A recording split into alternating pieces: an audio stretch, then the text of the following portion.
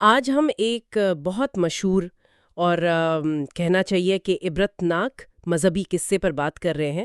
حضرت لوط علیہ السلام کی بیوی کا واقعہ، ان کا پتھر بن جانا۔ ہمارے پاس ایک آن لائن ویڈیو ہے جو اس کہانی کو تفصیل سے بتاتی ہے، تو ہمارا مقصد یہی ہے کہ اس ویڈیو میں جو باتیں ہیں ان کو سمجھیں۔ جی بالکل، اور یہ قصہ جیسا آپ نے کہا بہت اہم ہے۔ اس کا پس منظر یہ ہے کہ قوم لوط وہ اپنی گمراہیوں میں خاص طور پر مردوں کے درمیان جو غیر فطری تعلقات تھے اس میں بہت آگے بڑھ چکی تھی۔ تو اللہ تعالیٰ نے حضرت لوط علیہ السلام کو ان کی اصلاح کے لیے بھیجا، وہ علاقہ جسے تاریخ میں سدوم کہا جاتا ہے۔ ٹھیک، تو قصہ پھر آگے یوں بڑھتا ہے جیسا کہ ویڈیو میں بتایا گیا ہے کہ 3 فرشتے وہ انسانی شکل میں، خوبصورت نوجوانوں کی شکل میں حضرت لوط کے گھر آئے اور انہوں نے مسافر بن کر پناہ مانگی۔ لیکن حضرت لوط وہ بہت پریشان ہو گئے۔ جی، پریشان اس لیے کہ وہ اپنی قوم کی عادتوں سے واقف تھے۔ وہ جانتے تھے کہ یہ لوگ مہمانوں کے ساتھ، حتیٰ کہ باہر سے آنے والوں کے ساتھ کتنا برا سلوک کرتے ہیں۔ یہیں پر کہانی کا ایک اور اہم کردار سامنے آتا ہے نا، حضرت لوط علیہ السلام کی بیوی۔ بالکل، ویڈیو میں ان کے مختلف نام بتائے گئے ہیں، جیسے وائلا یا والہا، ایک روایت میں ایڈت بھی کہا گیا۔ لیکن نام سے زیادہ اہم بات جو ذریعہ بتاتا ہے وہ یہ ہے کہ وہ بظاہر تو نبی کی بیوی تھیں، مگر دل سے ایمان نہیں رکھتی تھیں۔ انہیں کافرہ کہا گیا ہے، اور منافقہ اس لحاظ سے کہ وہ اپنی قوم کے جو غلط کام تھے ان کی ایک طرح سے حامی تھی، ان کو چھپاتی تھی، باوجود اس کے کہ شوہر اللہ کے نبی تھے۔ او، یعنی بظاہر ساتھ مگر اندر سے اپنی قوم کے ساتھ۔ یہ تو کافی چونکا دینے والی بات ہے۔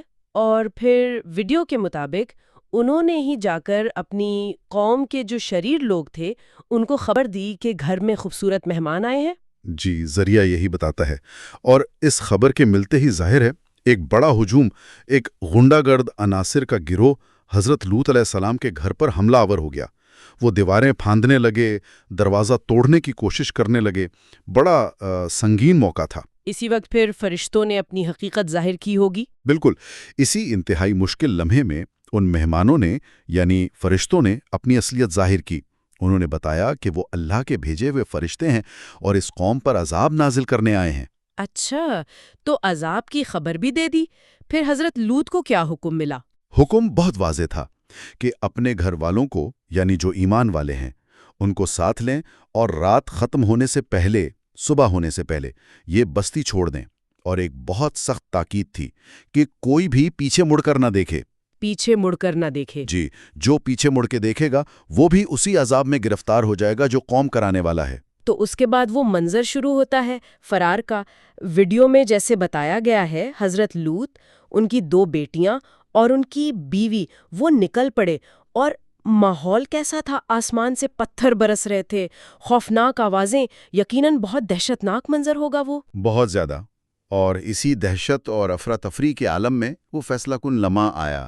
جب عذاب شروع ہوا، وہ خوفناک آوازیں بلند ہوئیں، تو حضرت لوط علیہ السلام کی بیوی، جن کے بارے میں ذریعہ کہتا ہے کہ ان کے دل میں ابھی بھی اپنی قوم کی، اپنے مال و اسباب کی، دنیا کی محبت باقی تھی، وہ خود کو روک نہیں سکیں۔ انہوں نے پیچھے دیکھ لیا؟ جی، انہوں نے حکم توڑا، پیچھے مڑ کر دیکھا، اور ایک روایت کے مطابق اپنی قوم کو پکارا بھی۔ اسی لمحے عذاب کا ایک پتھر ان پر گرا، اور وہ وہیں اسی جگہ پتھر کے ستون میں تبدیل ہو گئیں۔ اللہ اکبر، کیسا عبرتناک انجام ہے! اور یہ بات دوسری الہامی کتابوں میں بھی ملتی ہے۔ ویڈیو میں انجیل لوکا کا حوالہ بھی تھا، ہے نا؟ جی ہاں، یہ دلچسپ نکتہ ہے۔ ویڈیو بتاتی ہے کہ انجیل لوکا میں حضرت عیسیٰ علیہ السلام نے بھی نصیحت فرمائی کہ لوط کی بیوی کو یاد رکھو، یعنی اس کے انجام سے سبق سیکھو۔ بالکل۔ اور یہ ہمیں اس بنیادی اصول کی طرف لاتا ہے جسے قرآن پاک میں بھی واضح کیا گیا، جس کا اشارہ ویڈیو میں بھی ہے۔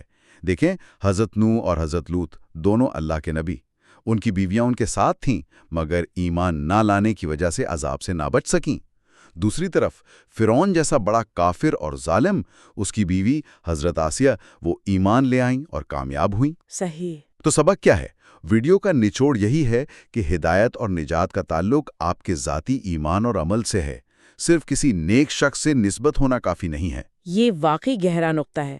اچھا، آج بھی وہ علاقہ جو بحر مردار ڈیڈ سی کے قریب بتایا جاتا ہے، اسرائیل اور اردن کے درمیان، جہاں وہ سدوم اور امورا کی بستیاں تھیں، ویڈیو کہتی ہے کہ وہ علاقہ اب بھی بنجر اور ویران ہے؟ جی بالکل، اسے ایک بے آب و گیا علاقہ کہا جاتا ہے، جہاں زندگی کے آثار بہت کم ہیں۔ اور وہ پتھر کے ستون والی بات، ویڈیو میں ایک چٹان کا ذکر بھی تھا۔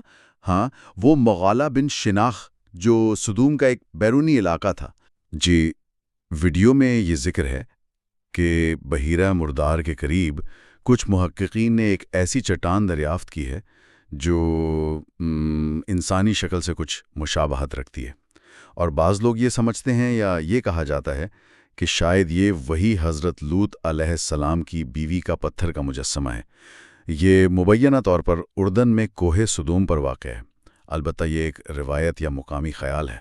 تو خلاصہ کلام یہ ہوا کہ حضرت لوط علیہ السلام کی بیوی وہ بظاہر تو اپنے نبی شوہر کے ساتھ تھیں، سفر میں بھی ساتھ نکلیں، لیکن دل ان کا کہیں اور اٹکا ہوا تھا، اپنی گمراہ قوم میں، دنیاوی چیزوں میں، اور بس ایک لمحے کی نافرمانی، ایک دفعہ پیچھے مڑ کر دیکھنا انہیں ہمیشہ کے لیے عبرت کا نشان بنا گیا۔ بالکل، اور اس قصے کا جو مرکزی پیغام ماخذ سے ملتا ہے وہ شاید یہی ہے کہ جب حق اور باطل بالکل آمنے سامنے آ جائیں تو پھر دنیاوی محبتیں، پرانے تعلق، یہ چیزیں ایمان پر غالب نہیں آنی چاہیے۔ اور یہ واقعہ ہمیں یہ سوچنے پر بھی مجبور کرتا ہے کہ کیا ہمیشہ کسی کا ظاہر اس کے باطن کا، اس کے اندرونی یقین کا صحیح عکاس ہوتا ہے، یا کبھی کبھی ان دونوں میں اتنا ہی فاصلہ ہو سکتا ہے جتنا حضرت لوط علیہ السلام کی بیوی کے معاملے میں ہمیں نظر آیا۔